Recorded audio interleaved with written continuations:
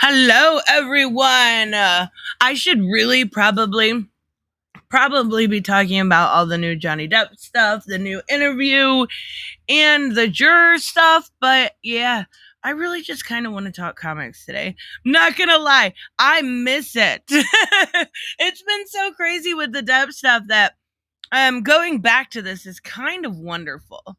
I there was some Tom Taylor news that came out that made the rounds, of course. And then I want to talk about Pride. I was very critical about the Pride anthology, and we're going to go through the story, so spoilers, I don't know if you care or if it matters. Um I was kind of right. I had every right to be critical. There is one story. There is one story that is phenomenal. There's one story, and there are a lot of really poorly written stories. There's two good ones. Yeah, I would say two good ones. But like, do you guys remember the Pride anthology last year? We had this amazing, and I mean, like, should have been nominated for an Eisner story about Harley and Ivy.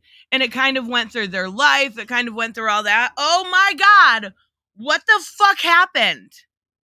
What happened? That Harley and Ivy story was absolute trash and made zero sense. Oh my God. We'll get there, I promise. But let me say hi. Hello, NWO. Hello, Everywhere Community. Hello, Black Phoenix. Is Jay or is James or Joseph here yet? No, I don't think so, Elon.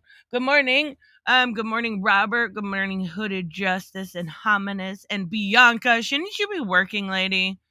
I think you're supposed to be working. Good morning, Raymond, and I think good morning, Race. And Richard, yes, Arcane was so good. Arcane was the best show of last year. I'm not kidding. It was okay. After Peacemaker. After Peacemaker. Hello, Jay. Good morning, Samuel. Out of this, Tim Drake to star in a new Robin ongoing series. About fucking time. I think I seen maybe it was Teva that did a video about it this morning. I think I seen something along those lines, but I know I saw something. I'm not sure, but yeah. So I felt like we needed a little bit of break. I may do individual. Good morning, Robin Hood. I may do individual videos about the juror stuff. I may do that kind of stuff later, but I just felt like it was time to really dive into some of these. Hello, Retsu Beaten. I'm sure I said that wrong. You missed the dude in the thumbnail. He looks straight out of The Little Rascal. You mean in my thumbnail, Tom Taylor? Well, what do you guys want to go to first? Do you want to talk about the Pride anthology, or you want to talk about the Tom Taylor interview? I felt bad. Me and Bianca, I wanted her to get her opinion on this because I know she has some feels. But the how can you write someone gay in the artwork, Robert? What? Like, bi man can be eccentric. Tom Taylor. Okay, I thought so. Good morning. It's Socio TC. Good morning. All right. We could go to Tom Taylor first because that is did you see the newest Miller news? Like Mike S. Miller or Miller that does Jupiter's Legacy? That Mike Millar. I'm not sure which Miller news you mean. So basically, you guys know for the most part that I like that I how the hell do you draw gay? That's what I'm saying. I don't know. I don't know. It's a weird question, right? Instead of doing a Pride anthology last year, I would rather DC do one well-written mini and focus on a queer character. I think that's a great idea. I think that is a great idea. I do like and I wanted to see there's so I'm everything has been so busy lately. I haven't gotten to all this news. I'm way behind on so much. But I wanted to get to review Poison Ivy. And Poison Ivy just came out with a new mini. And that's kind of along the same lines of what Chuck was saying. It's really good so far. Like, really. It's kind of this letter format of her writing this letter to Harley, and it seems like that's going to be the framework of it all, and kind of knowing that she's going to possibly at the end, she's exterminating. She's going back to Harley. Ivy. She's going back to eco terrorists, killing everybody. It all has to go down right now, and we're all gonna die. Ivy, and I love it. I love it. George, thank you so much. Did you read Grimm? I haven't read 2 yet.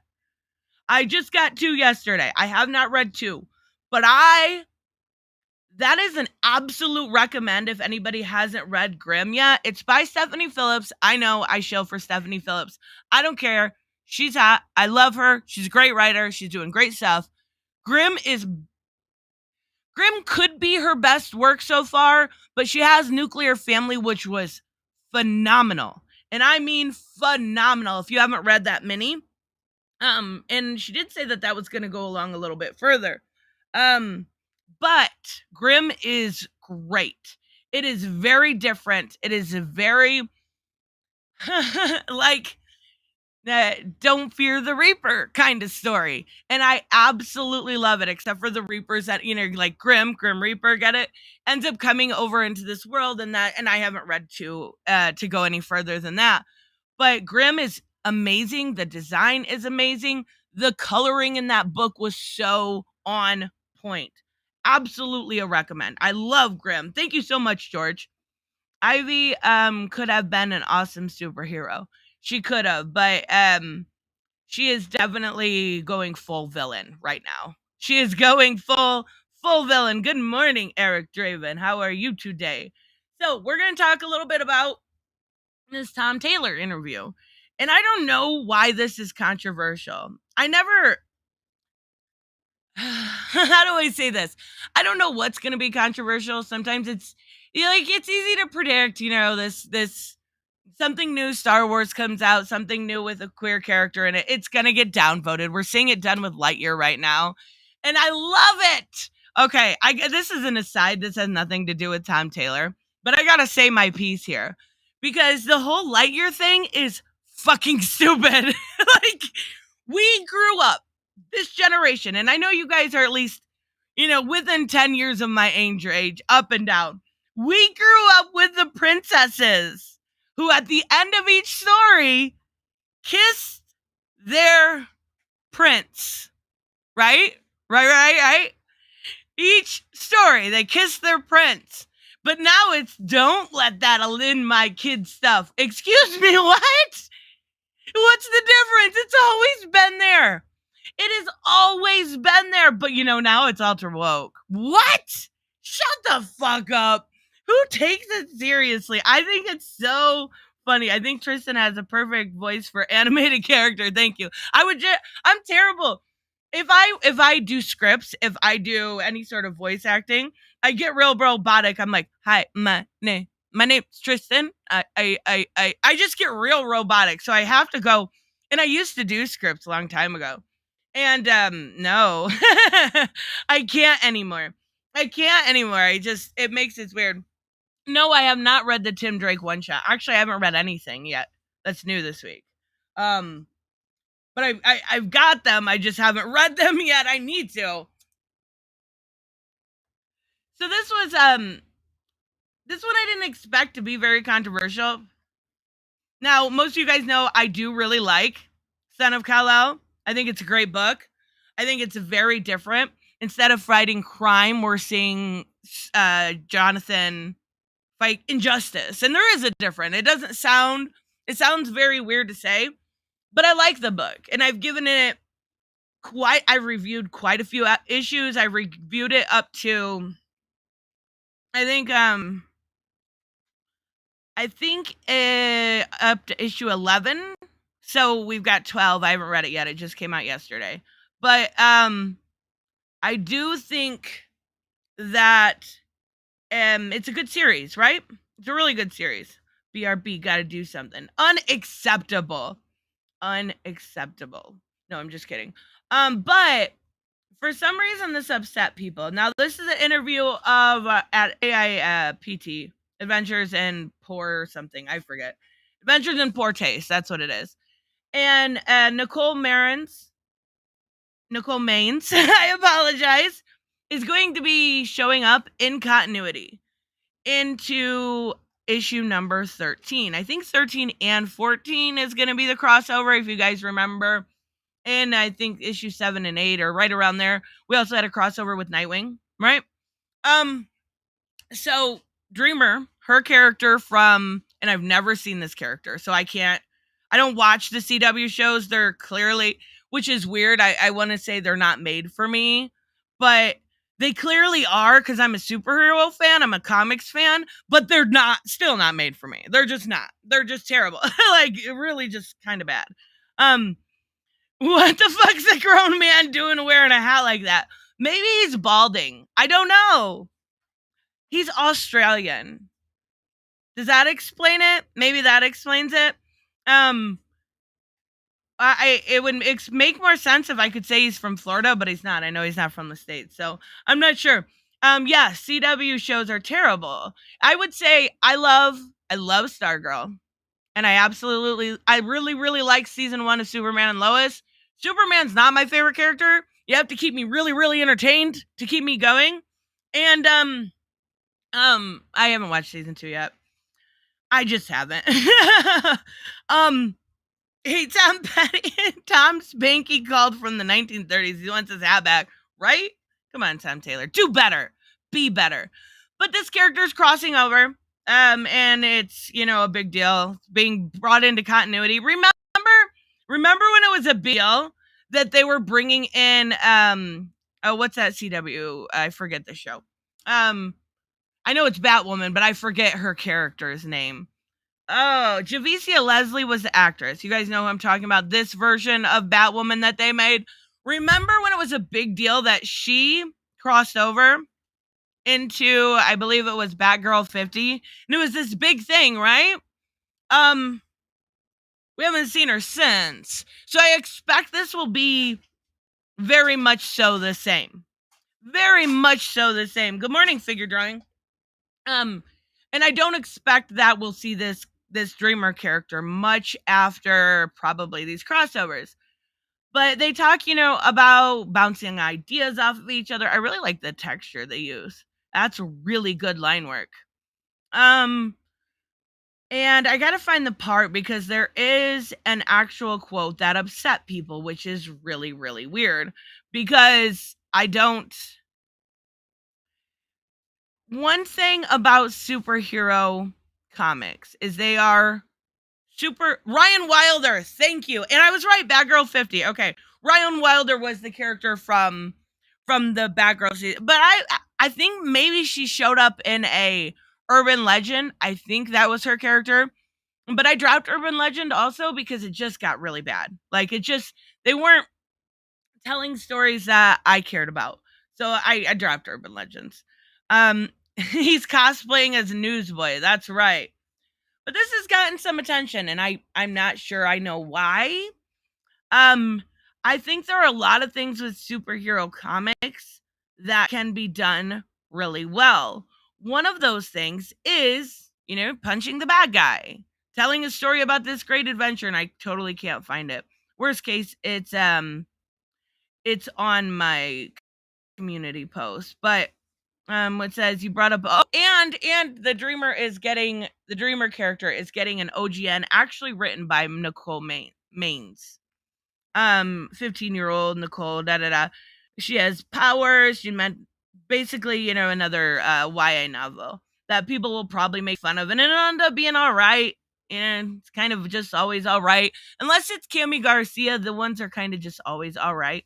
Or Primer was really good too. But I want to find the actual quote here. And I know it was by Tom Taylor. I may just switch over, because I know I have it on my community post. Really? This is what you get when you come to this channel. So much professionalism, right? And you guys are super impressed. Yeah, John is not expecting Dreamer where Dreamer is.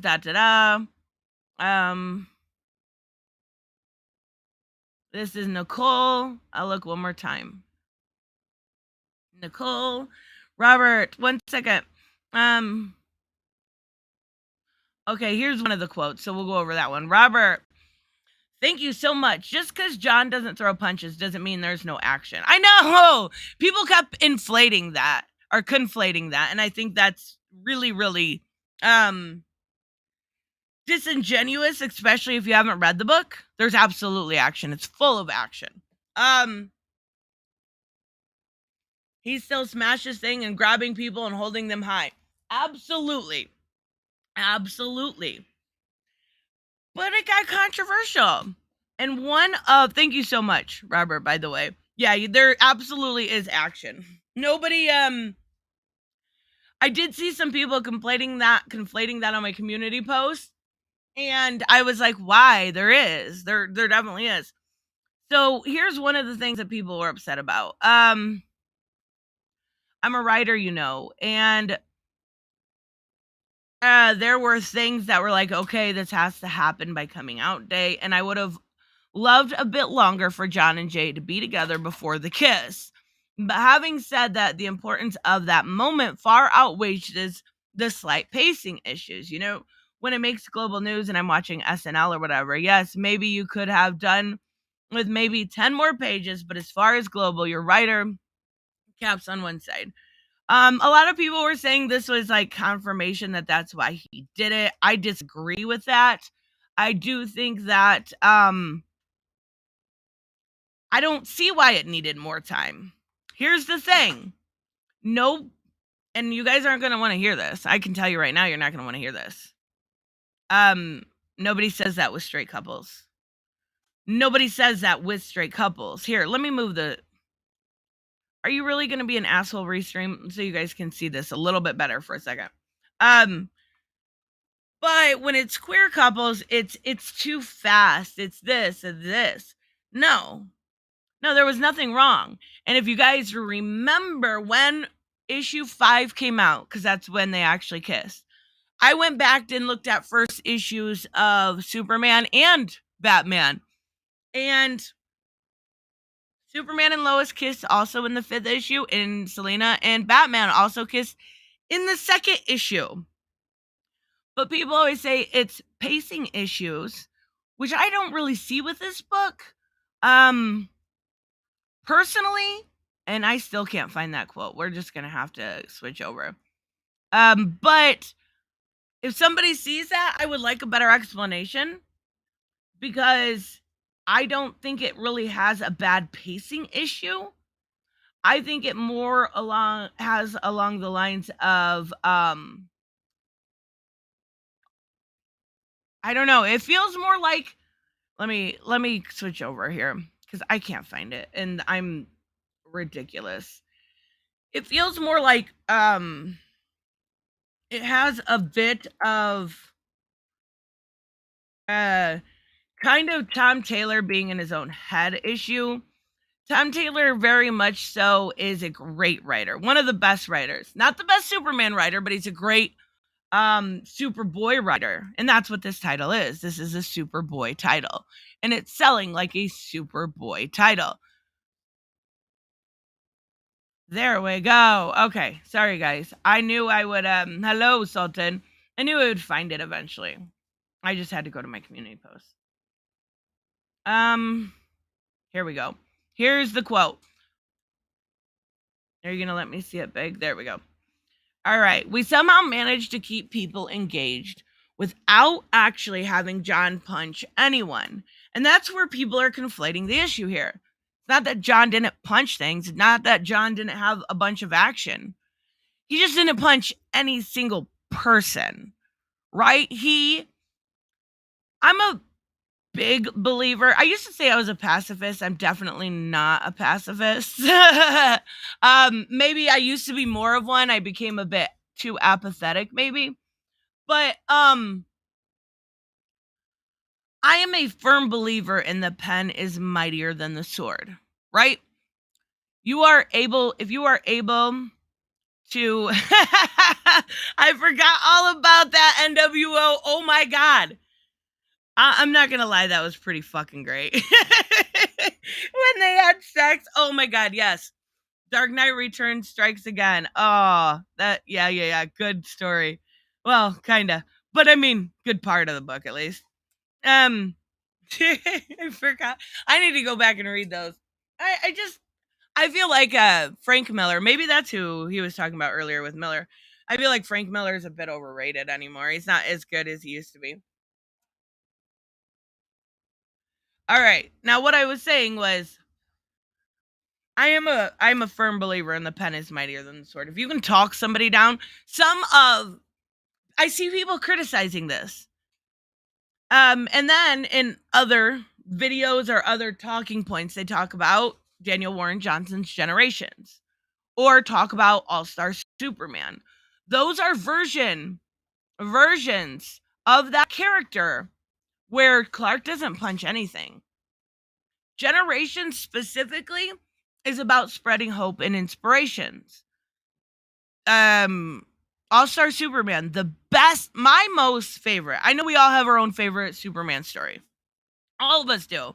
Whether it's All-Star Superman or Birthright. I mean, there's a bunch. Frank Miller does suck now. He used to be great. Yeah. I'm not saying that not like his Daredevil stuff, his work on Batman alone, right? But hello, Gary. But yes, he's terrible now. Like, just look at Holy Terror. Don't actually. That's terrible advice. But the greatest part of Clark, the always difference to me the biggest difference between Clark and Bruce was Clark goes right in with his heart. Bruce goes in very slowly and calculated and very down to the point. There was a great story. I believe it was G. Willow Wilson. Some of those, if you go back and look at the Superman Red and Blue, there's a few really, really great stories. And I believe it was G. Willow Wilson. I'm pretty sure. Where a convenience store is being robbed. Clark is Clark, right? He doesn't change to Superman to save the day. He uses his persona of Clark Kent and he talks this man down. Like, he's able to use his laser vision, obviously, and make sure, the gun and everything else. But John Byrne, Man of Steel, that's a great story.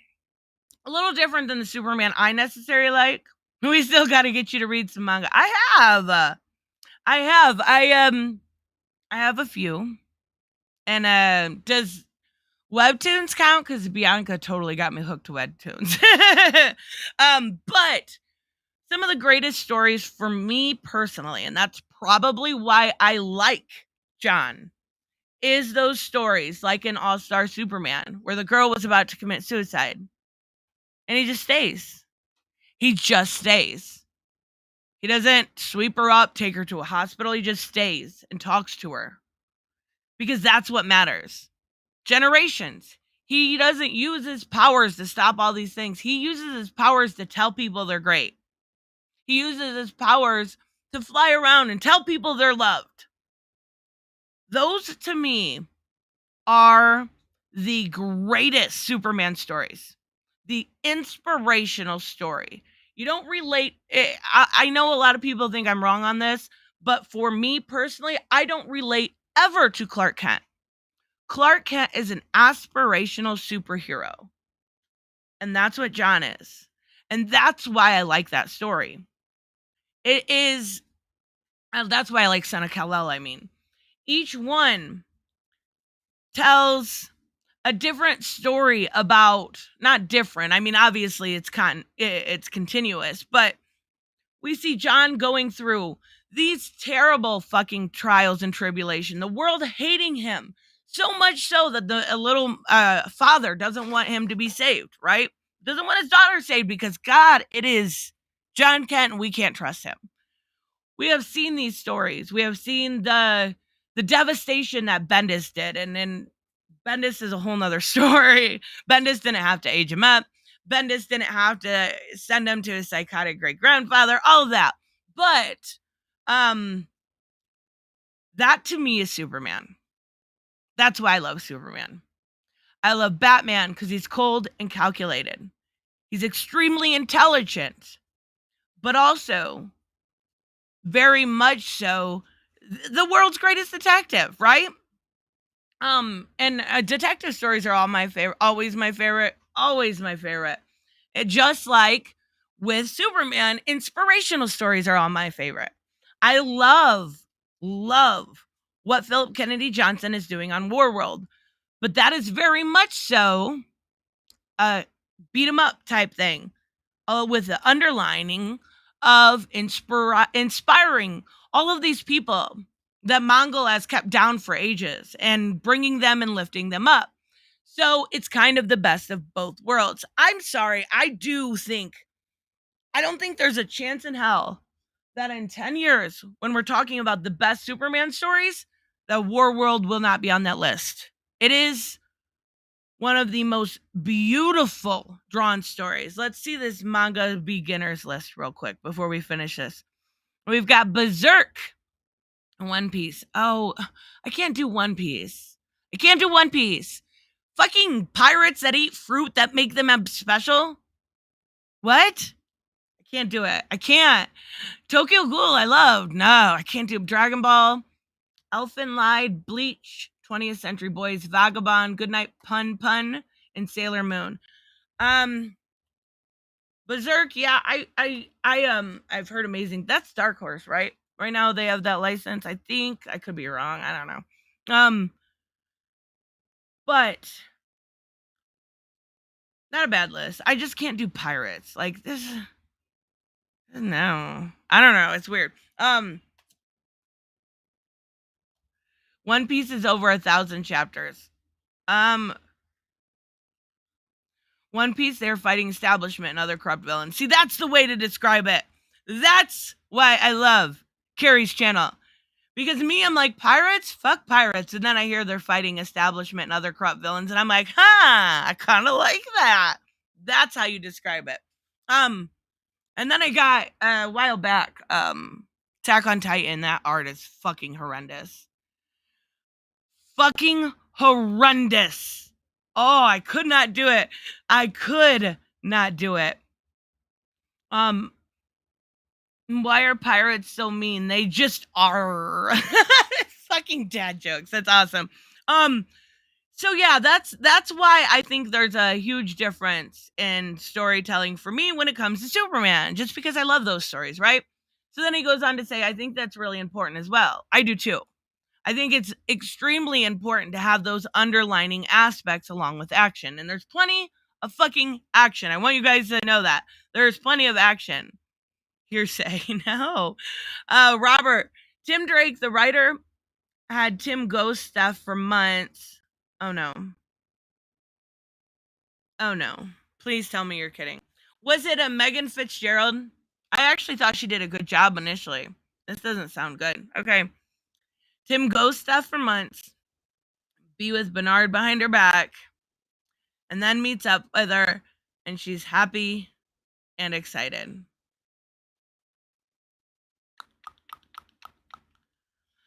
I will say I will hold off judgment until I actually have a chance to read it, but that sounds terrible. I'm sorry. And that's what makes Bernard a Gary Sue. Bernard's not a superhero, though. Yeah, that sounds awful. I love the first psychopath. Oh, Bianca talks about that too. That sounds interesting too. So then he goes on to say, this is where kind of people are, I guess, upset about it. So we have a young bi guy who also is just the sweetest, most empathetic, nurturing guy who doesn't want to hurt anyone. And I think that's far more heroic than punching some supervillain in the face. So, of course, everyone twists Tom Taylor's words here and says, Tom Taylor said being bi is more heroic than punching supervillains. That is absolutely not what he said. And if you're reporting that bounding into comics and the likes of that ilk, you are being completely disingenuous. What he is saying is he was able to make this action adventure. He's just talking about the first 6 issues, but we're at 12 now. This man that is bi, and that's part of the story, but not really. Like, there's really nothing to it. It's like, oh, we kiss. Maybe twice, 3 times at the most. Who's sweet, empathetic, nurturing, and doesn't want to hurt anyone. But everybody turns it around and says, Tom Taylor said being bi is more super heroic than punching villains. You disingenuous hacks. Stop it. That's not what he said. And honestly, why report that when it's clear? It's very easy to go to Adventures in Poor Taste and see that you're lying. But it happens all the time, right? Like, it's normal. I don't know why I get surprised. I don't, because it's like I said, it's extremely predictable. Just like with Lightyear. It's so dumb.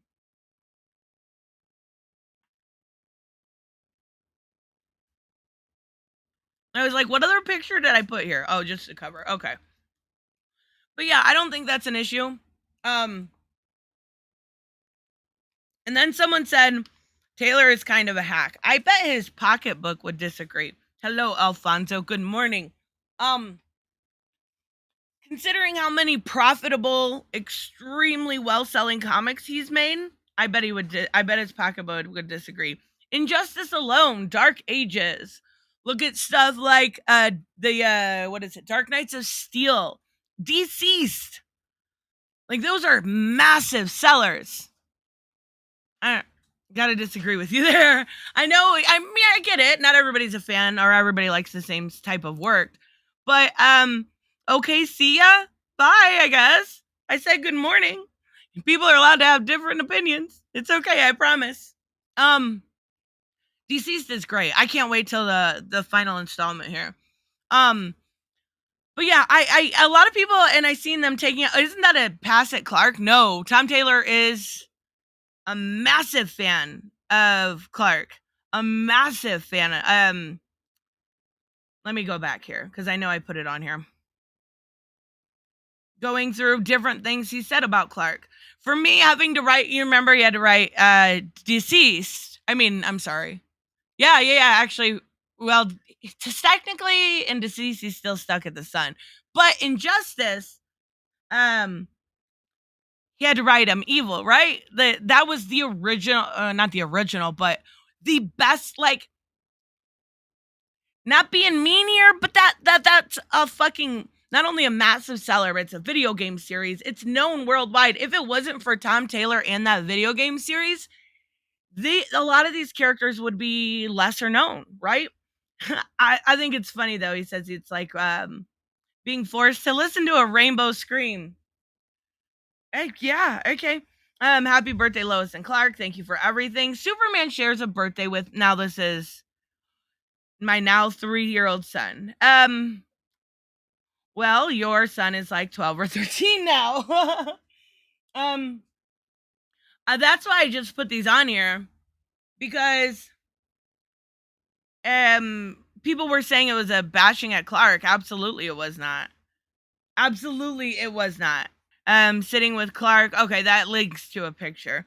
Clark is my hero and has been my entire life. John is asking these questions. I'll never understand those who think writers speak through characters. That's one criticism that I hear over and over again about Tom Taylor, is that he's writing himself. He's writing his politics. He's writing this.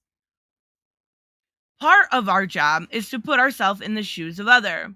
Do I agree with what the Joker says when I write him? Of course not. Of course not. Come on now. You can't think. That's so silly to me. And then remember, wasn't he the one? Was it in oh fuck, what was it? The prequel to Injustice, Year Zero. Was it Year Zero? 0 year or something like that? I don't know. It was digital first. It was really good. He wrote Joker something about punching a Nazi or something like that. Like, even the Joker wouldn't go down the Nazi line. That's very fucking funny. Superman was my first hero. One day I hope I get to spend more time writing him at his best. Unfortunately for it was Year Zero. Thank you, Tavia. Unfortunately for Tom Taylor, his stories always end up with him writing Clark either, zombified or, well, um, evil, right? Even in Dark Knights of Steel, I won't give any spoilers away, but it's a phenomenal story, and I'm not really like a big person of medieval times, right? I don't mind that period, but um I'm not a huge fan of it. Like, he did a great job with this. And then there's like Nottingham, which is another good kind of good story in that. He always has to write evil. I don't know that I necessarily think he would be the best Batman writer. I mean, Superman writer. Um, but I think he gets evil Superman extremely well. Extremely well.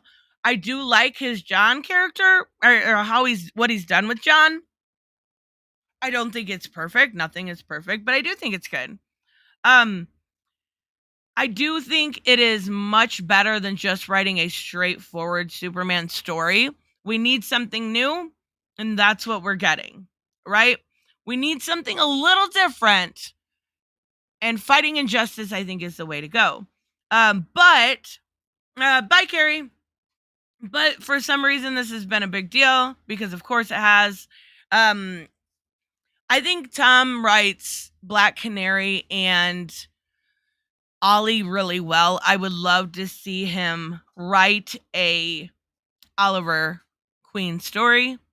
Those two characters are always so good. Constantine, always so good. He can write really great characters. Superman's not his best. Superboy, that's a different story. So, what do you guys think? You think it's super controversial? I don't think you can handle Berserk. It's very dark and has a lot of disturbing content. Be very prepared. Ooh, is it that bad? Ooh, I'll have to ask Bianca. She knows what I can handle, kinda. Unless she hasn't read it. Bye, Bianca. I'll ask you later then. I don't know. Like, some stories I can read. Tend to stay away from stuff that's more on the abusive nature or like essay stuff. I did a whole thing about the women in refrigerators tropes and why I don't like the necessarily like sexual assault in storytelling. I don't know if that is similar. I don't know. Oh yeah, Justice League and Power Rangers. I never read that. I don't like Power Rangers, Robert. I'm not a fan. I don't know if I would enjoy that. I'm not gonna lie. Can we get the daughter of the Bat and the Cat? You mean Helena? Third time's a charm. Helena Wayne. In I believe, and I'm waiting for it to end before I finish reading it because I have to do that with Bendis and King. Usually with King, but I think in the Joker Selena Batcat book they are. I believe so. I could be wrong though. One day you will. I got you a fan of the term Power Ranger. No, this is where I draw the line. I would much rather read what's it called? Kyle Higgins does it. It's kind of based off Power Rangers. I would much rather read that. I don't like Power Rangers. They're weird. I it's way worse than Turtles too. I feel like maybe it's because I guess I grew up on Batman too. I don't know. I was gonna say maybe it's because I grew up on them. Young Justice. I've heard so much good about Young Justice. I need to watch it. But it's like a lot of seasons. A lot. Berserk has a lot of very disturbing content. It's the embodiment of Murphy's Law. Oh no. You will need a good amount of therapy. Oof. Maybe we'll start with a little like less crazy manga. Like, I love My Hero Academia, but it's basically the X-Men, right? I love Tokyo Ghoul. There are like I tried to give Demon Slayer a chance and it was fucking horrible. It was so boring. Um you can read the OG Turtles. I know I do. I know. I did though. I did enjoy Last Ronin. I will tell you that. That was good. It's morphin' time. All right, we're gonna take a look at Pride. Cause this is yeah, Tava. There was a couple good stories. There was a couple. And I mean less than 3. How many stories are there all together? Let me look. 1, 2, 3, 4, 5, 6, 7, 8, 9, 10. Okay, that one doesn't count. Oh, fuck, I didn't read that. I didn't read Finding Batman. I forgot Kevin Conroy was gay and he's writing that story. Okay, we'll look at it. I thought that, you know how sometimes at the end of like Gotham, what's it called? Future State Gotham, they throw in a black and white from a different one. I thought that's what it was. Oh, great. Now I have to read the Kevin Conroy ones. I've got to now. Tristan, what Tom said was super common sense. He's talking about empathy. Oh, of course. I absolutely know that. But what about it is controversial? I don't understand how you can be upset that Tom Taylor said, you know, basically that being empathetic, being sweet, being nurturing, all of these things describe Superman. But you conflate it, not you, as in you, I mean people, conflate it down to he said being bi was more heroic. No, he absolutely fucking did not. Again, you disingenuous hacks are writing it. You're disingenuous. That's that's the best way to put it. No, yes, he absolutely was talking about empathy.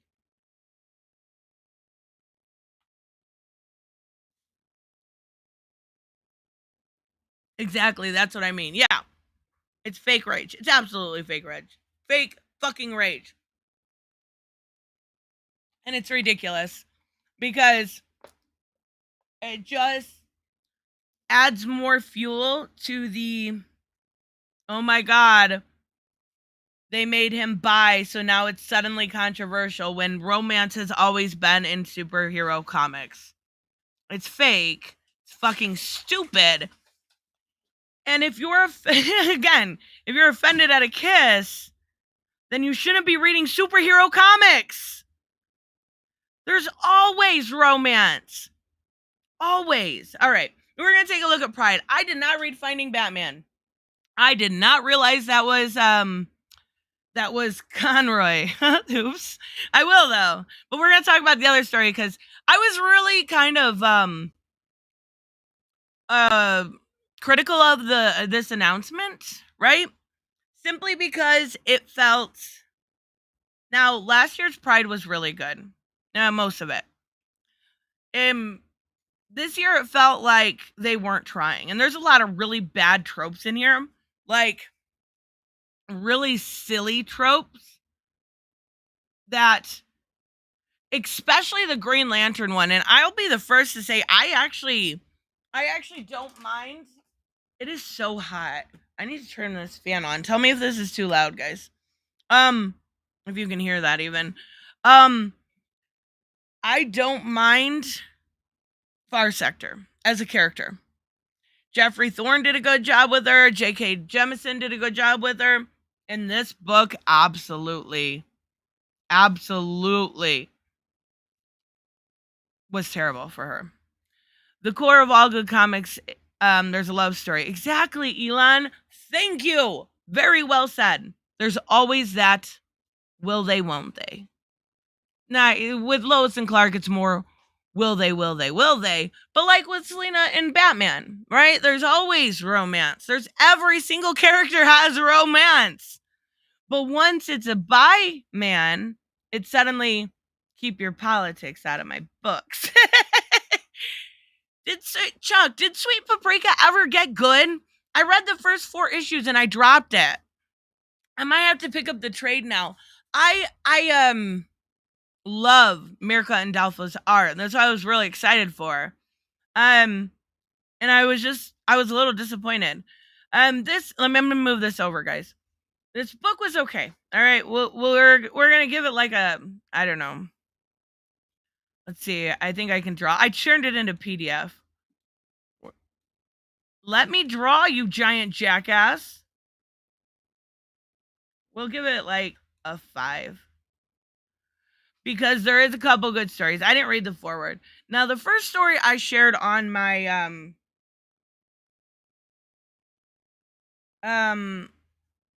community post last week when this came out. Now, basically, it is John telling his story, right? Telling what's kind of gone on. Him and Damian kind of being John and Damian. It's really sweet. Like, there's one really cool part I want to show you. Barry and Iris, great example. And we see John not, helping fight crime, stuff that John. See, look, already action in a superhero comic. Imagine that, right? I digress. And they end up going and to meet Jay, right? And obviously, this was kind of, they did the preview pages beforehand. Jay makes him this new cape, right? And it's got the pride colors in it, all the different flags. And immediately Damian starts getting jealous, right?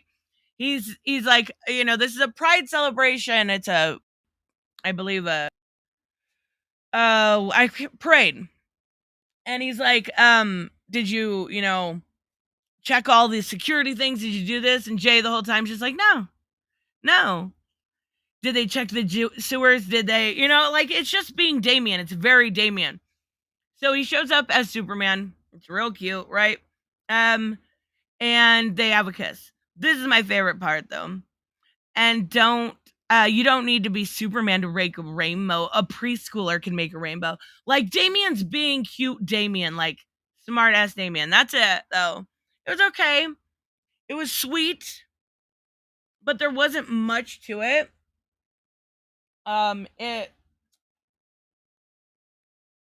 It was just kind of telling his story. Now, this story, who was that one by? That one was Devin Grayson. That's probably why it was a little bit better. This story, I don't know. I was disappointed in this anthology. I'm not gonna lie. Hopefully they do a better job around Valentine's Day. But this one was okay. Basically, we see Nubia talking to Io, and she is. I'm a Damian and Robin on this one. I'm even a preschooler can make it. She's talking about the sword, how they first met. She teams up with Big Barda. They do a deep cut here, though. I will give them credit there. They do a deep cut from Mr. Miracle 25. I thought that was really good. She basically fills in as Amazon Angel. I love this part where where is it at? See, obviously this is Amazon Angel, right? What? This is not showing up very well. I'm trying to thickness. We need that thickness. This is Amazon Angel. And she's like, I think it's going to be obvious I'm not Amazon Angel. I thought that was pretty funny. But basically, it's just her telling the story of how her sword actually got broke. And it's cute and it's okay. It is, honestly, I want to see who the writer is real quick. It's better than what Wonder Woman and Nubia has been. Well, are you... Okay. Oh, it is by Stephanie Williams. Okay, well, good for her. First story I like better. Felt a little cheesy. Don't care if they kiss. Just like, yeah, it is. Yeah, that's what I'm saying. The first one was okay. It was just, you're right. It was a little cheesy. Like, it was all right. This one was good, but I also don't understand, and that's why I asked Bianca on originally, because I sometimes email her. I'm like, what's this? Why are people mad at this? Why is this going on? So Connor, maybe you guys can help me understand. All right, Connor is asexual, right? He's a monk. He's always been asexual. We know this. I think he had one very cheesy, awkward kiss. They made it seem like it was awkward. It was played off as being awkward. But he's writing a letter home to his mom. Okay. Is that Bobby? Yes, it looks like it. Oh my god. It totally does. So he's writing a letter to his mom. And he's basically telling her about him. In the background, he's fighting Music Meister. Did it explain why Amazons are brainwashed through the well of souls? No. Not even a little bit. But he's talking about being asexual. Now, maybe it's my ignorance. Maybe it is me being old and not knowing these stuff and not being down, like, hey, fellow kids type. But he talks about what he wants for himself. So he wants basically he wants, someone to come home to. He wants somebody to love him and love back. But then he says, I want to hold hands. I want to watch movies with someone. I want to come home and have them tell me about their awesome day. I want to wait for them to wait for me while I jump off rooftops, chasing down Lady Shiva. He wants all of these things. He says he wants to share himself. What I don't understand, and maybe it's my ignorance on somebody being asexual, he wants all these things. From my understanding originally, being asexual meant you weren't interested in sex, for one, and really weren't a very romantic person. Now that, again, correct me if I'm wrong. Then he goes on and says, you share yourself, but so often you have to share your body also, and he doesn't want that. He doesn't want the sexual aspect of love. Asexual people can, okay, thank you, nails in the fashion, perfect timing. I tried to understand. I did. I was just confused. Asexual people can still feel hetero, homo, romantic, or horny, etc. There's more nuance to it than a lack of interest. Thank you. That explains everything I needed to know. Because I was a little bit confused. I know one asexual person. She was actually married for a while, but it was more like roommates, so it was weird to me. And she was actually asexual because she was abused, and it was this whole thing. That's all I know. So asexual can have romantic feelings. Thank you. I feign ignorance, and I know that's not a good excuse, but I didn't know. One thing that was interesting here, though, is he talks about Neza. So this is clearly going places. This is for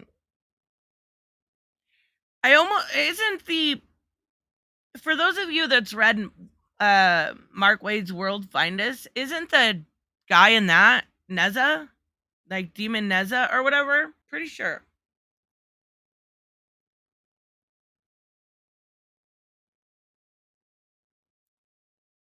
All right, let's see what we have here. I'm glad I didn't know. This story was really good. I really like this one. I'm not gonna lie. I hope we get more Alyssa Yao. She was created by Gail Simone, if you guys remember. She was actually Barbara Gordon's roommate. And she was really, really good. What the fuck, Elon? So basically, she sees Batgirl. She's back in Gotham. Okay, for those of you that don't like preachy, this does get a little preachy. I can take certain levels of preachy and know, obviously there's nuance to it. But this story, in essence, is about not giving up. Right here in the beginning, she's at this trans wellness conference, and she's been to so many of them. She said for years she feels like they're fighting the same battle. They've got basically what'd she say? Violence against trans people on the rise, and the god Oh, the odds of her and her wife adopting are slim. Basically, there's all this legislation that's come out against trans people. Obviously, it's she's using a allegory of what we're seeing today with trans legislation. So she's getting sick of fighting the same battle over and over and over again. She's getting sick of it. And so she sees Batgirl, right? And she helps Batgirl. I love how Batgirl's like, you better ask something before the painkillers kick in. Neza is a Chinese deity. That's what I thought. Thank you. And I'm pretty sure he shows up in Batman World's Finest. But basically she goes on and we have an attacker. Because of course we do. And she's got kind of an outfit over here that it's a backup for Batgirl. And she goes against she's like, I'm not letting you get to to Batgirl. She doesn't know it's Barbara. Because she's in pain, you just stabbed her. So she puts on the costume and she looks awesome and she beats his ass. Like in a different, not really beats his ass, she gets her ass beat, obviously. But she figures out the bat that she's using, she can stick in his thing, and he like kerplunk, right? And they kind of get along. Now, I will tell you right now, asexuality refers to sexuality, not romance. So they can still end up LGBTQ spectrum, get exterminated. Oh yeah, absolutely. So I want to say this though. She looks like Ruby Rose. Yeah, that would be like a perfect person to. She is showing up in the Batgirl movie. I do know that. So that's cool. Where is it here? I want to show you a certain part. There was a part I do think. So I'm going to tell you right now, this is happening. This is happening. Batgirl, Barbara Gordon, very much so, will be the next one to come out of the closet. Because it's very much so hinted at. Thank you for letting me wear your clothes. No, those aren't mine. You did good. Basically, she says, you know that mask of yours hides a lot, but it doesn't hide everything. If you ever need to talk to someone about, anything, I'm really good at coming out stories. She does kind of look like Cassandra Cain. She really does. So I do think that that's what they're hinting at. Which is, I don't know. I've never seen any sort of even like this is really bad. I'm just gonna draw you guys a picture. Hello. Okay, I can't draw with this thing. Not even a little bit. That doesn't make sense to me. Well, if they have her come out, it'll clearly be bi again. Oh yeah, that's what I meant. But that's definitely what they were hinting at in this story. It definitely was. But basically, because Barbara talks to Alyssa, she kind of goes along the lines of not, she does this. She goes up against people. She goes up against people. She does this on a nightly basis. If she's not going to give up, I'm not going to give up. And it was a cute little, story here. I do think that's what they're hinting at. I will be the first to say so. I think a lot of people, I'd rather see Connor Kent come out. Me too. Because them and Tim have been always unofficial couple for years. Yeah. And I actually think that makes more sense, especially with what they're doing with Barbara right now. Barbara right now and Dick are in a relationship. Right? Like very clear relationship in the Nightwing title. But I don't know. That I definitely see that hint in there. So we'll see. We got Jackson Hyde. This story was good. I don't know. I feel bad. I'm so critical, but this art was stunning. Let's start there. The art, who's the artist? W. Scott Forbes. Beautiful art. Beautiful coloring. Beautiful coloring. This story was just okay. right? We see Jackson go to dinner. I love this. This is beautiful. Just beautiful art. Jackson really didn't have a great, coming out, or not coming out, life, right? He had to hide not only his sexuality, but he had to hide as somebody that can, morph water. And they kind of talk about that. For a second here, one thing that I do have a criticism with the art. So his boyfriend, you can see right here pretty well, right? He's heavier set. He's got long hair. When you go here, I did not realize until like this page that I thought it was his mom. I didn't realize it was the same person. It's very weird. Until I think it was here I realized it was the same person. Like he definitely looked very, very feminine to me compared to the other ones. But basically they have a little chit chat, right? And he never has to hide it again. That's kind of all that was. It was a 5, like tops. Like the best part about it is now I want to eat some breakfast. Like that's it. I agree. Make Connor by a John. It would make more sense. John makes sense just because he's a new character. Connor makes sense because of the Tim stuff. Babs, I don't know. I don't think that makes a lot of sense to me.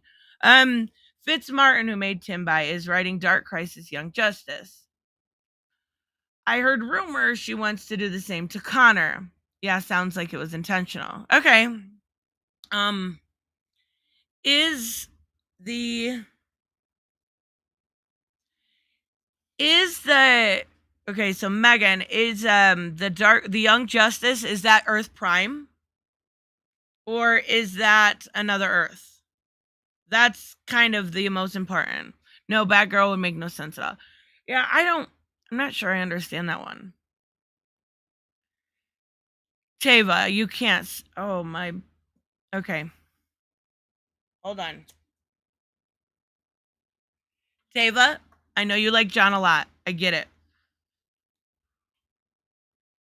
It's Earth Prime. Okay. Do you mean, actually, I'm going to ask a question first. Do you mean to grow up? Is that what you mean? We never got to see him grow up because he was aged up.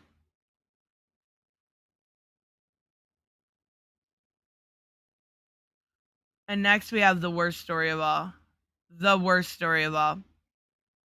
Yes, grow up. Okay. Yeah, that's absolutely a fair complaint. Yes. Absolutely. Yeah, it was kind of, I don't know, dumb, stupid. I can keep going. The fact that John was aged up, to me, I like this story that we're getting, but we could have got a lot more, right? I feel like it was a huge missed opportunity when it comes to John's age.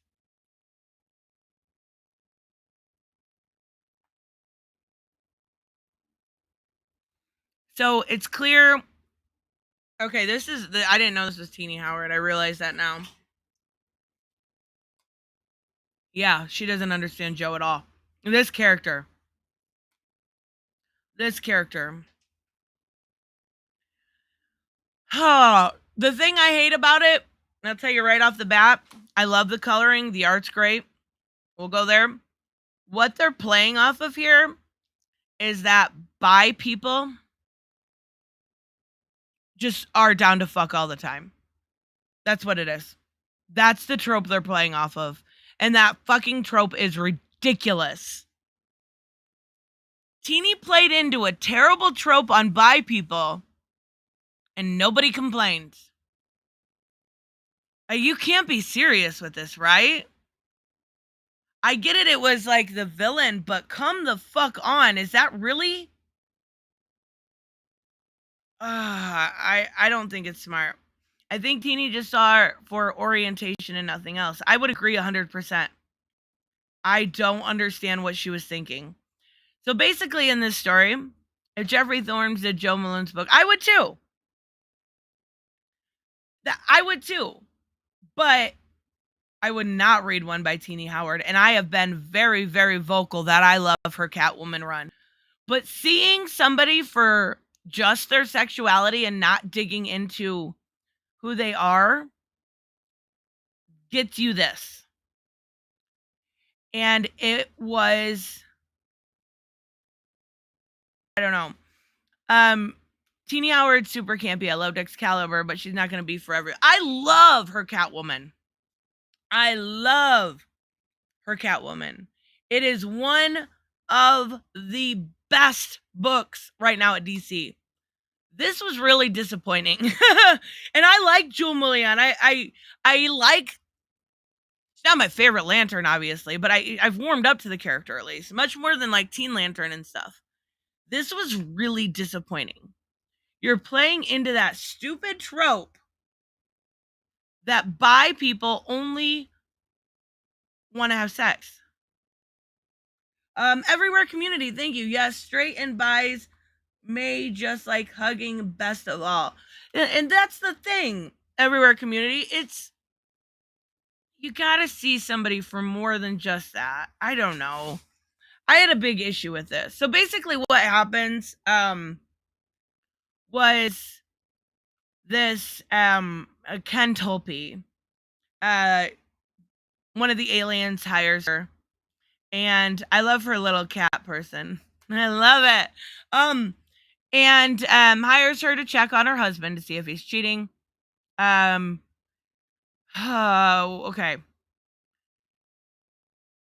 She plays into this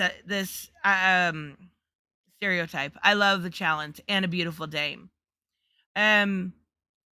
Basically hitting on the wife while she's doing this, and then she's sitting next to the husband. Basically finds out that he's not cheating. And she's like, "Come on, focus. They're both married." And she thinks both of them are sexy, right? Okay, fine. Whatever. She's playing into the stereotype. She's spying on them through their windows. And then says they're carnivorous. But boy, do they smell delicious. She makes it seem like the entire time the only thing Joe Mullion is interested in is getting some ass. Is getting some. The whole time. So she walks in and they're half naked, right? And again, we're gonna play into this. Okay. We can Tolpe can, I'm right here, can manage our hunger fine, but we want to get in touch with all of our feelings. The aching hunger of our stomach wants you. I mean, Green Lantern and a bisexual. It's funny. We aren't exactly known for our willpower. Teeny, honey, don't play into this stereotype. Don't even put it out there. You can write this character being interested in whoever they're interested in. Don't play into this stereotype. I thought it was fucking terrible. Yeah, the art is beautiful. The coloring is love the way they do it, but it's terrible. It was terrible. Like, this story was a huge disappointment. And basically she just, and then she just goes back to, I think she dated, I don't know. They make it like she's into this guy now too. Like, it's just everybody. Why are you playing into that? I don't understand it. Don't play into the stereotype that every bi person out there, all they want to do is go around and fuck. Do you realize how bad that looks? She is known on her earth for being this amazing detective. This amazing detective that can separate her being fucking horny from her detective job. But instead of separating that, you make it seem like she's down to fuck anyone and everyone. I thought it was terrible.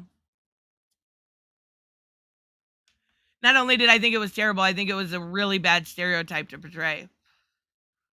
But yeah, Fitz Martin, if she does make Connor bi or gay. I'm sorry, but that shows she's one of those who doesn't care about the characters. She just wants. No, it doesn't. How do you figure? I mean, Connor and Tim have been an unofficial kind of sweethearts for a long time. I don't agree with that. Not at all. I can't be a fan of her hairstyle. I just that was really bad. Really bad. The Ray, I actually forgot that the Ray was gay. I don't know if it was just me, but you know,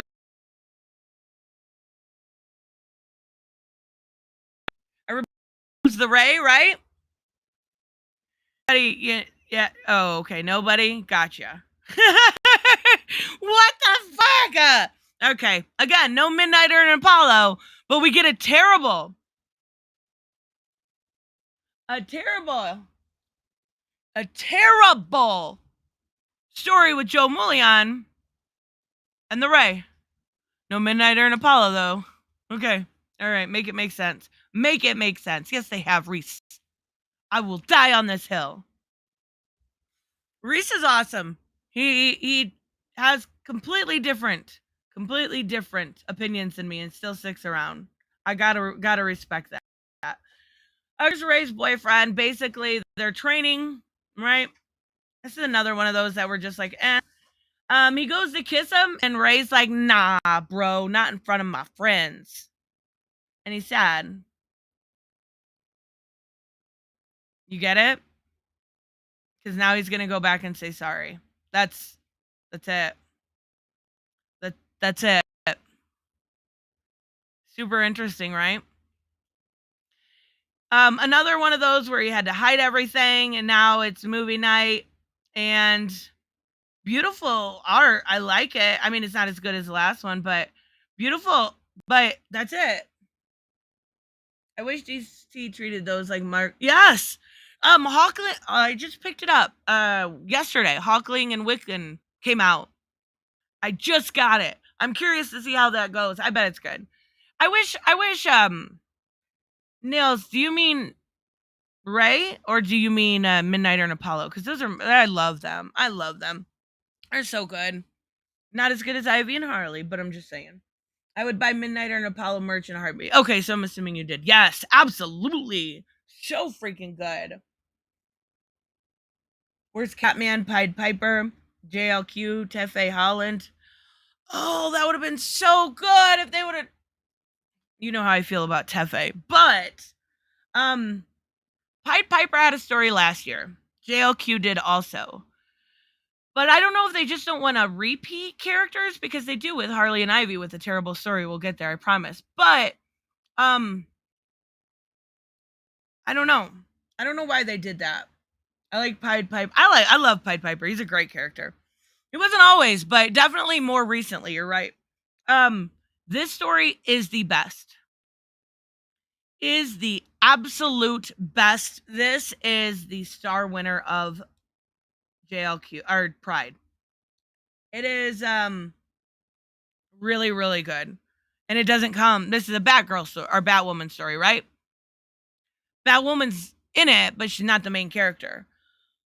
Stephanie Phillips took a chance and told the story from a different perspective. And the perspective was a father who grew up with his beautiful young daughters, who lost his daughters, or one of his daughter, who grew up to see his daughter go through so much. And at the end of the day, he had to let her be an adult, let her accomplish things, let her save him.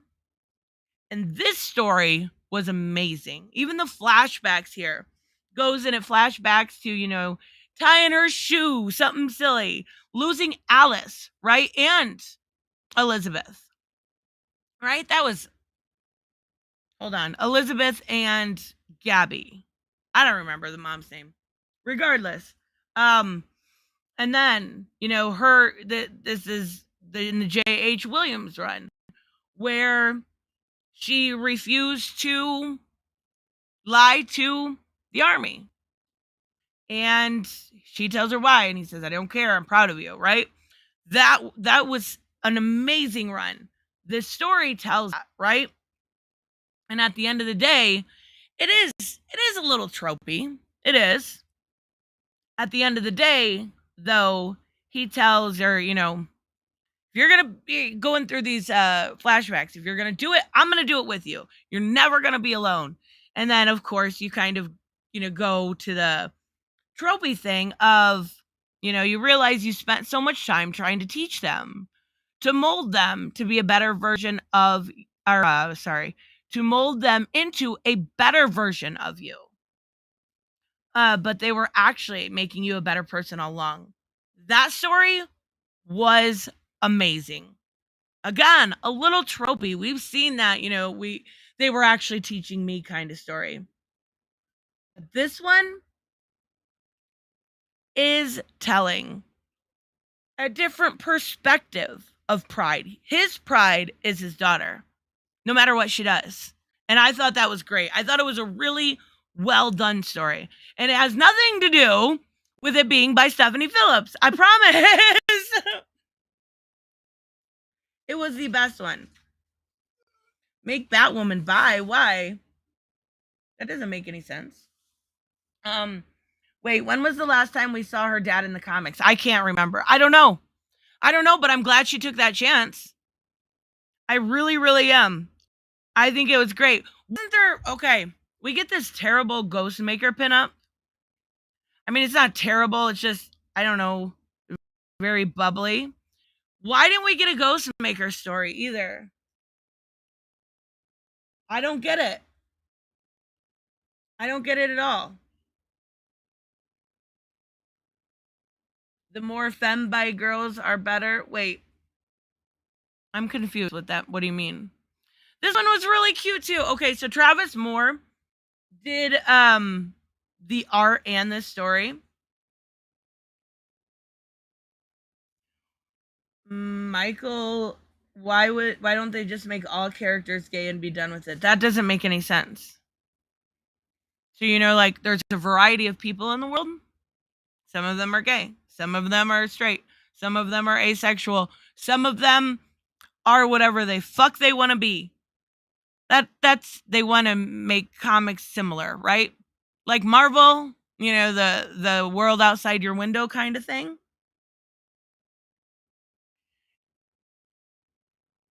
Oh, okay, I see what you mean, Nails. Okay, so this one was cute. I love Travis Moore anyway. Like, this, the way he does Tim is so well done. Look at that superhero landing. It's so good. They're really good.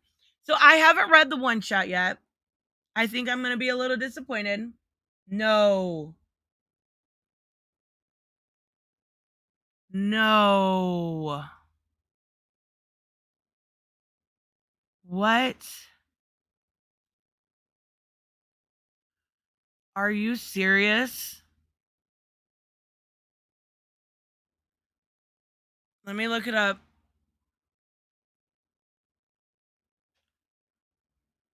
Oh my god. Oh my god. Hold on, let me look, guys.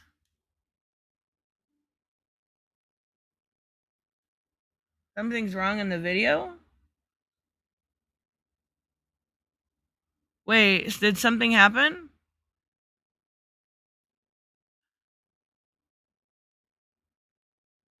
Am I still... I'm still live. Can you guys hear me okay? Somebody say yes in the chat. You were cut off for a while?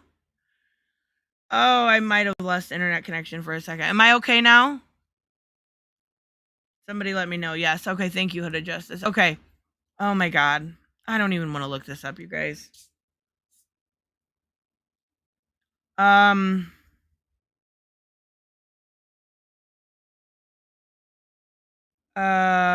did you find out, Robert? I'm trying to... Wi-Fi probably needed a nap, right? All I'm seeing is a couple hours ago. Do you have any confirmation or anything that you can send in the chat? maybe. Oh my god. Tim Sale, his Twitter account. Can you send me a link by chance, if you don't mind? Sorry. Oh fuck. Tim Sale died. Oh my god. You were gone for a hot minute. I apologize, guys. I seen that. And switched over. I don't know if I hit something or what, but can Robert. Oh wow, I forgot you were live. I know I went late today.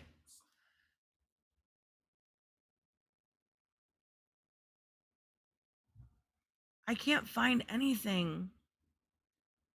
Oh, Robert, you sent it. Thank you. Thank you. Thank you. Thank you. Thank you. Thank you. Thank you. You are awesome. All right, let's look at it, guys. Oh fuck. God damn it. I just his I mean a lot of great work, but I just mean just recently. I think I reviewed it. I'm not sure, but his new Halloween, well, we know that's not continuing. Jesus Christ. It's with heavy sadness that I must announce that Tim Sale passed away today. He passed with love of his life, the love of his life beside him, and loves you all very much. Please share photos and story under this post, as we hope to share them with the community. God bless it. Oh my God. It's on his Instagram as well. Okay, let's look. Are you serious? I hate that. I hate that thing. People always die in threes. We had Neil Adams. We had Perez. And now we've got Tim Sale. Fucking legend. What's everyone's favorite story? Let's go there. Of course, I'm going to say The Long Halloween. You guys know this. Show more replies. God damn. That's so. Oh, look at his amazing stuff, you guys. Fucking iconic. Iconic man that gave so much to the industry. I always loved his Ivy because it was so different. It was so different, but it was so amazing. I don't know if they'll let me see this or not. Damn George. That's what I just said. Damn George Perez, Neil Adams. I know he was admitted into the hospital. Dark Victory. That's a good one, Robert. Bye, Zeke. Thanks for stopping by. And Catwoman, When in Rome. Oh my God, I forgot about When in Rome. When in Rome is probably I don't know. I think that's probably my favorite story. Daredevil Yellow, Love Long Halloween. Wow, I forgot about When in Rome. When in Rome's my favorite. Just because it's Catwoman, right? Like, I love me some Catwoman. God bless the world. Beautiful, beautiful stuff. Did you guys get to read his one last Halloween? Pretty cool, huh? I love it. Oh my God. Nobody knows yet why. Does anyone know why he was admitted into the hospital?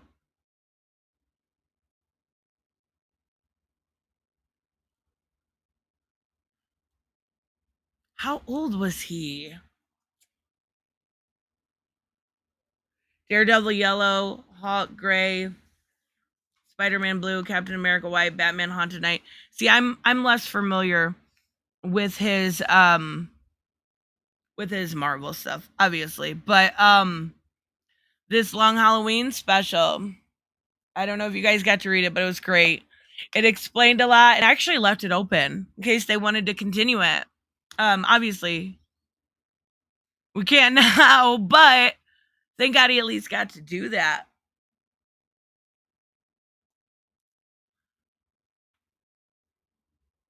So fucking sad. He was only 66. I understand that. He was only 66. They want to keep things private. I can respect that. Wow. Wow. I didn't really follow Tim Sale's work, but The Long Halloween is a story that I enjoyed. The Long Halloween's always going to be one of those classics, right? For me, The Long Halloween was it's kind of the perfect Harvey Dent origin, right? It took a lot of work during that time. You know, you had what year did it come? It came out right around Hush time, I want to say. Before that. Oh, now my brain's all flustered. Hold on, let me look. What year did The Long Halloween come out? 2000, not the movie. 2021. 1996 to 1997. Okay, so it was before Hush. But if it wasn't for The Long Halloween, we wouldn't have gotten The Dark Knight. If it wasn't for The Long Halloween, I don't know that I would have ever really like. I've said this, and I even said this earlier. My favorite type of Batman story, just because I like I really enjoy mobsters. I know it's silly. Like, I love The Sopranos. I love these kind of stories. So that Al Capone picture, um, not Al Capone. Hold on, I'll show you. Dang it. Carmine Falcone. I said Al Capone. What the fuck? You know the typical one. When he's holding the rose. That to me is the perfect story. It had everything that I absolutely love. Let's switch over to his Instagram and we'll take a look at that. You met Tim Sale once. That's so cool. I'm so jealous. You met a lot of really cool people. Wow. I did not expect that. We'll take a look at some of his art though. I think that's fair enough to honor him. Tim was an amazing friend. Condolences to your loss. Rest in peace. That's so fucking sad. That's so sad. Oh my goodness. I feel really old. All of these people that I grew up with are passing away. I fucking hate it. I absolutely hate it. These legends that mean so much to the world, not just me. I'll be selfish a little bit. Yeah, they mean a lot to me, but I know how much they mean to their family, to the people that grow up with these stories. It's had a long week at work. Oh, I'm sorry. Thank you for your content, T.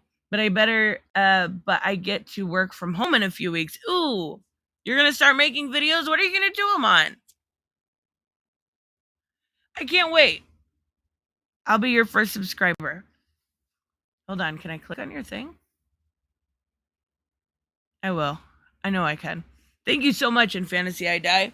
That'll be awesome. I can't wait. Holy crap. Mike, Zach, and Arthur Adam are still around. Thank God for that. Oh God, I can't believe. Look, this was a year ago. Oh, he does look thin, but I need to get Superman for All Seasons and Superman Kryptonite to remember him. Kryptonite was written by Darwin Cook. King in Black review. Yes, that's fucking awesome. I haven't read King in Black, but I've heard a lot of good things. So I'll wait for your review. Ooh, I want his art book. Oh, he did a Kickstarter? I had no idea. Well, of course that's gone. Goodness gracious. Sorry, guys. I seen that and it's shocking. Absolutely shocking. This is beautiful.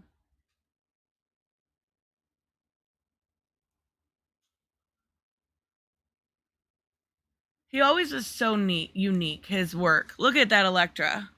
Like, beautiful, beautiful work. His Selena was my favorite. Look at the Crow. A lot of these I haven't seen. This was 2018. He does. You know what's weird to me about it is 66 not old. It's not old. That's what makes me wonder if something was wrong. He looked thin there compared to the other one. I'm not like judging or anything, but um whereas here a couple years earlier he looks happy, and I'm assuming that might be his son. I don't know, but um that's so sad. So a bittersweet factoid. Uh Oh, everywhere community. 1 second. Bittersweet factoid. Tim and Jeff Loeb did a Challengers of the Unknown mini. That was responsible for Loeb being banned from writing Superman for decades. Yes, of course I want to know why. Oh my goodness. Everywhere community. Hi babies. What are you doing? You want mamas? I don't want to interrupt Tristan, but I go to the comic shop and they don't have, or wait, let me read this again. My dyslexia is kicking in. But I go to the comic shop and they don't have everything. Where are the best digital places? Okay, I would absolutely stay away. Stay away from Comixology right now. It is an absolute mess. And the nicest way, like the unlimited is great, but they actually, I don't know if they fixed it, but last time I checked, you couldn't even buy the books on the app for your phone. I switched over to Google Books and I actually like it quite a bit. I think it's a lot easier to use. But if you're looking for DC specifically, the DC Infinite app is, I probably use that way more than I'd like to admit. It has so many stories. I just read a couple weeks ago, read Tower of Babel on there. I just read Gotham Girls. Like, there's so many of the good old stories, and it's like $7 a month for everything. Everything. And you can read all the injustices, all the deceased. And the best thing about it is new books only take like a month and a half to be put on there. So you're not super far behind. So in between, unless you need to stick up with, keep up with stuff like I am, and I'm crazy like that, I would say DC Infinite specifically. I don't know much about Marvel Unlimited because I don't use it.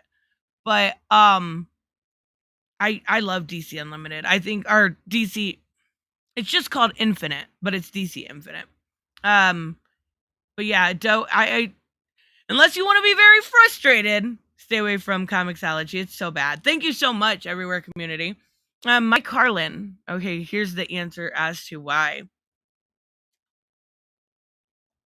Mike Carlin ran a tight ship editorial. That's what we need right now. Not gonna lie. He wanted to avoid any pre-crisis references. Really? Because they want. Yeah, I guess I get that. I get that. During the mini, Loeb had a Superman robot apparently appear to testify for the challengers, and Superman robots didn't exist post-crisis, and they did it despite Carlin. I love these types of stories. Where Carlin found out, he was livid and refused to let Jeff write any Superman while he was editorial. Oh my god. I love those little like jabs when they make up stuff like that, or they write a character that's supposed to be an old editor. And Kirby was known for doing that. Wow. That's pretty freaking funny. I didn't know that. I loved when Loeb wrote Batman. I like Jeff Loeb anyway. Like, basically anything you pick up by him is gonna be good. Like, can't say that about a lot of people nowadays, unless you're talking about maybe like Rom V or or I would say Tom Taylor. I know some people would disagree. Stephanie Phillips, again, I know some people would disagree, but Jeff Loeb, always amazing. Goodness gracious, you guys, I can't believe it. That's so fucking sad. Oh, wow, look at this. That is amazing. Oh, he made him have a Seahawks jersey. So are you telling me that Superman who defended the Charles in court was fake? Wait, I don't know what you mean. I'm so confused what you're talking about. Of course, who was the first writer to be hired when when Mike Carlin left? Of course it was. I'm a Hickman stan. Hickman's amazing. Come on, how can you argue with that? I forgot about him. He's more of a Marvel guy, though. That's my problem. Well, now he's more of a Substack guy. Wow, that's so sad. Salmon. That's awesome. Freaking Darwin Cook. Wow, Jeff Love was a looker when he was younger. Goodness gracious. Charles is the nickname for the Challengers of the Unknown. I'm apologies. I thought you were talking about current Superman. I was confused. Oh my goodness. I can't believe he died. I can't fucking believe it. That is so sad. Oh. Wow. I'm still kind of speechless. I'm not gonna lie. I want to at least try to finish up at least these two last little stories here, because I have a huge problem. Shocker, right? Shocker. With the Harley and Ivy story. I really like the art on Challengers miniseries. I can't believe it. That's so unfair. He was so young. Okay. So I want to at least, I know that's really sad. Let's talk about this. Get our mind off it. I know I'm not trying to downplay it at all. I just want of course, Robert. Absolutely. Shocked Pikachu. Fuck yes. All right. Phew. We're okay. So we see Bernard, and he's basically carrying this package. I'm gonna make this one real short. Talks about all the time they were together. He's fighting Macro and Micro. And he's got this box. They keep trying to get this box here, right? It's super important. The first time they hold hands, all that kind of stuff. The art, Travis Moore, oh God, such a good artist. Basically, what it comes down to is the super important box was because they were going to a Pride event, and he made him his first Pride cake. Happy first Pride. And that was pretty much it. But this art is absolutely stunning. Absolutely. They need to get Travis Moore on as many things as possible. Look at the detail in the background. And then the detail in the foreground and the shading. I find his art so beautiful.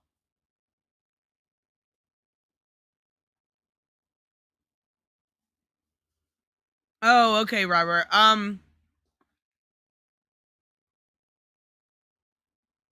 Sorry, I was taking a drink. So, Stephanie, and that's where the mini's gonna pick up, right? I'll read that later tonight. So then we get the story that I don't understand it. I don't know why they wrote it. And it's still, like, I read it twice and it still makes no sense. We have these Harley and Ivy play fighting, it seems like, in the beginning. And who wrote it? Danny Fernandez. Okay. And they kind of do some, like, cutesy innuendos, like, oh, you like to play dirty, have cutesy things. And then this is what I want you guys to remember as I'm talking about this is last year, the Pride story for Harley and Ivy was one of the best stories, hands down, of the year, like top 10 easy.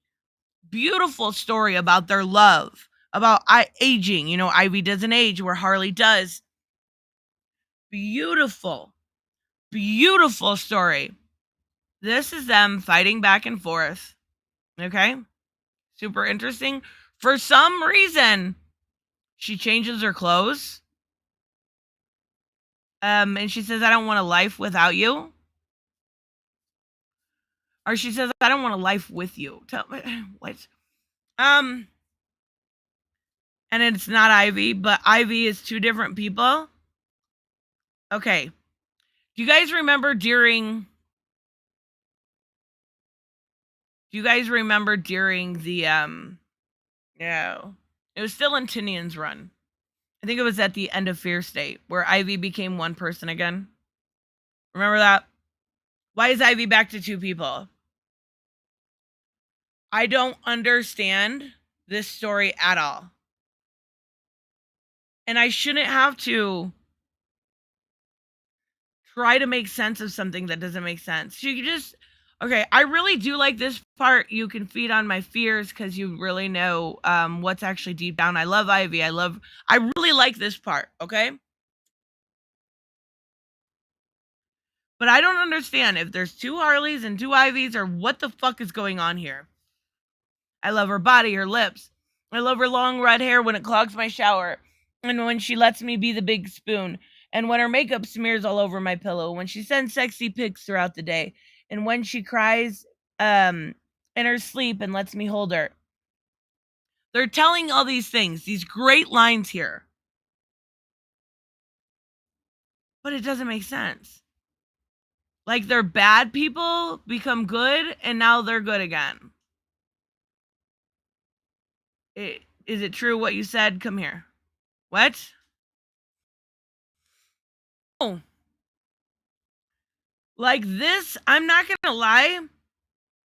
This really deserved a lot more talent. Travis Moore, those, Stephanie Phillips, those people did great. I'm not taking that away. But they really messed up on the rest of it. They really messed up on a lot of it. And I don't understand why this was like two different people. I don't get it. Ivy is a gardener.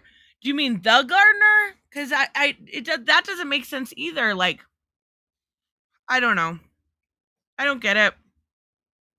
Remember when I really liked Jess Chambers? Not a huge fan anymore. It's okay. We got Shimmer.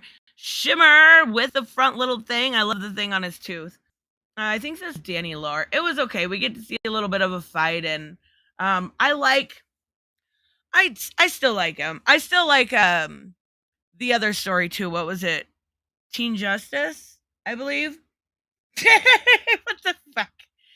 What Harley plows Ivy's fields? That's right.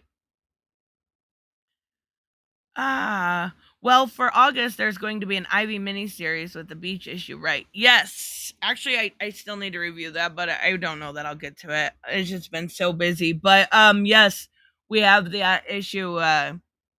Issue 1 just came out. I thought it was really good.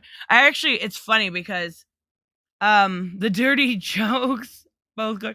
Okay, I get it now. The dirty jokes with Harley and Ivy write themselves, right? Like she's got a poison ivy, maybe the Harley Ivy thing was a flashback. That could be. That makes a lot more sense. See, I don't think these things through very often. But I just was a little disappointed, especially after last year when it was so good. So good. That was an excuse to have femme bi girls kiss on panels. I mean, I'm not complaining. I love Harley and Ivy. They're my favorite. They're my favorite couple besides Barda and Scott Free. So we get Teen Justice here a little bit. And I liked the first issue of Teen Justice. I love her design. I'm not gonna lie. I still think it's simple but so cute. Maybe it's the pigtails on Talia, or I don't know, but it's adorable. I love buns like that. I love it. And there's also some weirdness going on with Raven and Donald. Donald also. Is his name Donald? Donald Troy, right? Pretty sure. I can't remember. Or is his dad Donald? I don't know. Not they exchange socials and it's gonna go back in multiversity. I actually did not read this show. This one, the show. I said, I thought it was a flashback thing, but I didn't know it was Kevin Conroy, and now I got to go back and read it.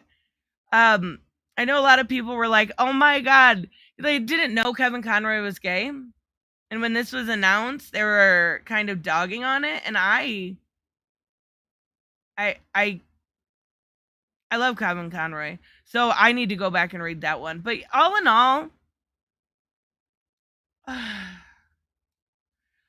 in all, good afternoon, Nick. I root for them constantly. They don't play with her being a human rose enough for me. I agree, and I think DC has how do I say this nicely? Gee, Ivy might be a gardener, but she's not a hoe. How do I say this nicely? DC hates couples, and they never let them be together, which is fucking stupid. Every time they get close for more than a couple issues, they break them up, and that's exactly what they did now. I don't blame Stephanie Phillips because I think it was editorial. But I do think there needs to be a point where you let queer couples also exist besides Midnighter and Apollo. And of course, I love them. I do. But come on, that's the only actual queer couple at DC Comics that they allow to exist that I can think of off the top of my head, really. I don't know. The funniest thing, Kevin came out in 2016. I know, but you know people. Did he hear? I didn't hear anything about it. Yeah, he came out a while ago. But I think it was great they included him. He is Batman. Who do you think, like, oh my god, I'm gonna admit this out loud. when you read books, so like say you are watching like with Doom Patrol, like, do you read it? Oh my god, this sounds so dumb when I say it out loud. In their voice. So like when I read like in I don't know, in Negative Man or something, I read it, I listen, I hear it in that voice. Like with World's Finest, I hear those people's voices. Whenever I read Batman, I hear Kevin Conroy. He is the quintessential Batman to me as far as voicing goes. I don't think there's ever been a better. I think Troy Baker, was it Troy Baker that did him really well also? Maybe it was Joker he did really well. But yeah.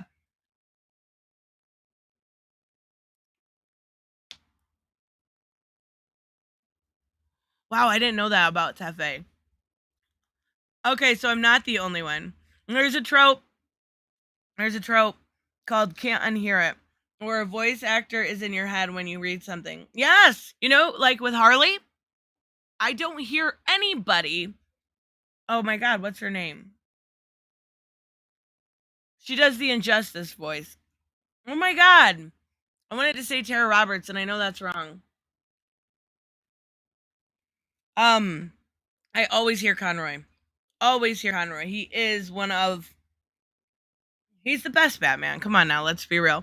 And it's kind of the same when, like, even with simple stuff like, you know, Rita from Doom Patrol reading World's Finest, I always hear her voice. Tara Strong, thank you.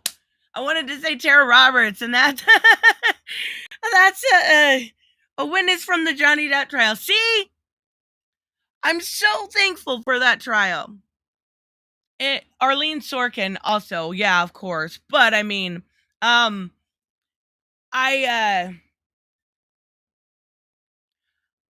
very thankful for that trial. But it was really nice just to be able to talk books, right? No, Arlene's not Ivy. Arlene was the original Harley. When I hear Ivy, I think of the girl from the show, from the animated show, that kind of deeper, more like in a weird way, like Ivy is very much so the alpha in that relationship, right? Ivy very much so is in charge. And almost one issue I kind of had with what a my what the fuck, Joseph? Oh my god. My inner monologue is the Spanish accent of everyone I've ever met named Carlos. Okay. Even in that animated series, one issue I had is so Harley obviously was with Joker, right? Very controlling, very terrible man. And then she went to Ivy and they almost made her very controlling also in a weird way, but she's very much so the alpha in that in that relationship. Yeah. We just seen Carrie. It's so fucking sad. We just went over some art. It's almost I don't know, he was so young, right? Ivy is in charge of everyone. Yes. She's very much so a an alpha in that way. Very much so. Like she is the girl in charge, whereas Harley's just like, okay, I'll do what you say. You know what I mean? Like, I love Harley, but she's very submissive. And there's nothing wrong with that at all whatsoever. I still can't believe it. Oh, that's what I was saying. Good God, why did they make it? Yeah, Bernadette from Big Bang Theory was not good as her. That whole movie, I don't understand it. I don't like that movie. Sorry, I just got the messages. I was actually going to email you after, and send you the link, the Twitter link thing. Yeah, it's terrible, fucking terrible. Tara Strong also voices Ben 10. I used to love Ben 10. It's so good. What I was gonna say though was I'm extremely thankful for all the stuff that, because I've been covering the Johnny Depp trial for I don't know 3-ish years. It's helped my channel a lot. And the one thing wonderful about it, and I hope I don't get annoying with it, but the one thing wonderful about it is it, in a weird way, makes me able to do this kind of content, talk about comics, talk about, the Pride anthology or Tom Taylor. It finances that in a weird way. I can buy my books with the money I make from that. And I'm thankful for that. And I'm thankful for the growth. But it's so nice to just come back and talk about Dark Crisis or the anthology or some of the books that have been coming out. I haven't even been able to, because of either notifications or not having a chance to, because it's been so busy. I've been busy on top of all this other stuff. I haven't been able to do my top 5 books of the week. I've had to put it on my actual community post. And there was some great books last week I wanted to talk about. Like Grimm would have been one of, well, that was a couple weeks ago. But Killing Time. If you guys haven't been reading Batman Killing Time, it is by far. Did I get your, I haven't checked my email yet. I was running so late yet. Let me look. Yes, I did. Yes, I did. I have, what was I saying? Batman Killing Time. This Tom King is very, very much so not the Johnny Depp cartoon. Let me look. Yes, I did. I'm sorry, I haven't been able to check this morning. I will write you back though today. Tom King is very much so hit or miss. Oh yes, NWO. I've watched that twice now, and I love her. You officially made me a huge fan of Anna de Armas. I love her. She has to be Poison Ivy now. We decided as a group. She's now Poison Ivy. It's official, guys. She's so good. That video, like, she has that really cool, like, I don't know how to describe it. Like, almost husky voice. Is that a good way? Like that deeper voice that I picture, that we were just saying about Poison Ivy in the animated series. That very like, oh, it's so good. That her singing, very like Marilyn Monroe-esque kind of time. Oh, I love it. I love it so much. It was so good. Batman killing time, but is it woke? Our little hearts can't take it. Wait, what? No, it's not woke. Come on now. That's not a real word. That doesn't mean anything anymore. But yes, Batman killing time has been so good. And he made this new character called the Help. I love him. He gives no fucks. And Tom King is telling this amazing story. And I just want to be able to talk about it, but it's been so long since I've been able to have like a good conversation about comics. So this is really nice. Also, Andromeda. If you guys last week, we had what's it called? Rom V. And it is phenomenal. Like, it's very much so telling the story of Aquaman through an outsider's perspective. And the art's by Christian Ward. Oh god, so good, so unique. I like Rom V as it is, and I can tell it's going to be his pretty typical like decompressed storytelling, but it's absolutely amazing. And these are books I want to talk about, and I haven't had a chance. Dark Knights of Steel, another great book. Dark Crisis, was that last week? Yeah, that was last week. That's another really good one. Like, I'm so far behind on everything. I just need like a day to get caught up on my reading and then do a live stream about it. Maybe Sunday. Please show the Anadar Amos. Everyone needs to see it. Okay, let's look it up. We'll do that.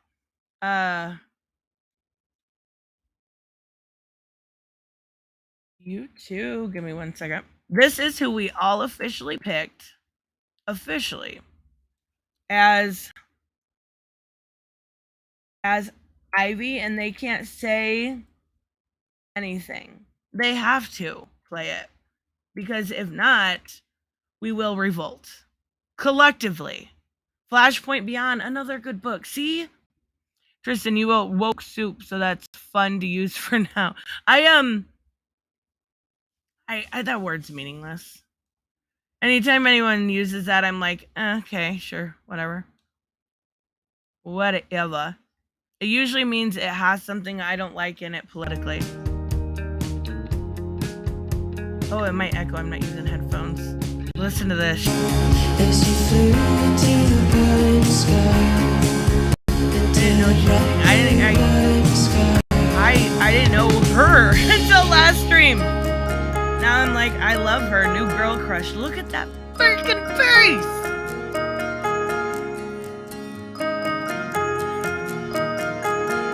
No, I didn't get to check out your stream at all, Robert. I'm so sorry. I'm not kidding. This last month has been so freaking. Why does your heart say nothing?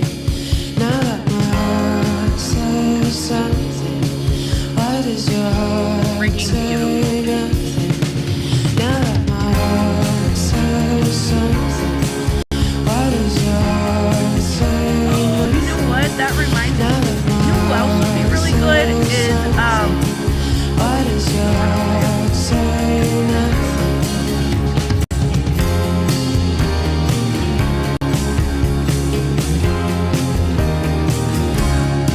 So dang pretty.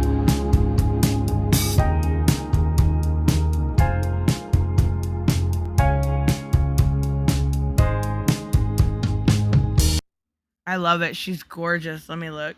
Remember the girl that played, I know they couldn't do that. Like, her smile is so cute. Remember the girl that played I know I can't hear you. That's why I paused it. Remember the girl that played Ratcatcher? I know, but she would be awesome. I love her too. Robert Pattinson's Batman might cheat on Zoe Kravitz's Catwoman with yeah. How could you blame him? How could you blame him? She's gorgeous. An absolutely beautiful voice. Goodness gracious. All right, guys, I am going to wrap up, but thank you all for coming by. And I will have some shorts and some videos out, of course, in the next couple days. I don't know what I'm doing for Sunday stream yet. Fuck if I know. That's so far ahead. Oh, goodness gracious. Might see if I can get Carrie on and a couple of the ladies. That sounds fun, actually. So I might do that.